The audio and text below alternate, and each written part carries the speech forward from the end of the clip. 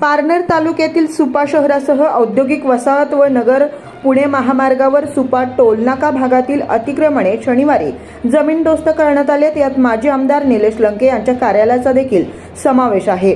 मागील शनिवारी दिनांक 25 मे रोजी सार्वजनिक बांधकाम विभाग, महसूल विभाग, औद्योगिक वसाहत अधिकारी व पोलीस प्रशासन यांनी संयुक्त कारवाई करत सुपा येथे मोठ्या प्रमाणात अतिक्रमणे काढली होती। यात 150 अतिक्रमण करणाऱ्यांवर कारवाई करण्यात आली होती।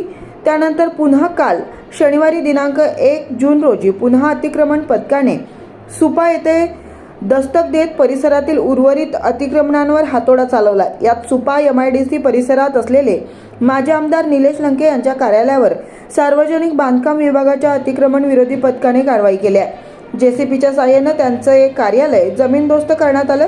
यावेळी पथकाने पारनेर रोडची अतिक्रमणे काढली आहेत। त्याचबरोबर सुपा टोलनाका परिसरातील अनेक अतिक्रमणे नष्ट केली आहेत। काल काढलेल्या अतिक्रमणात अनेक पक्क्या घरांचा बांधकामांचा समावेश आहे।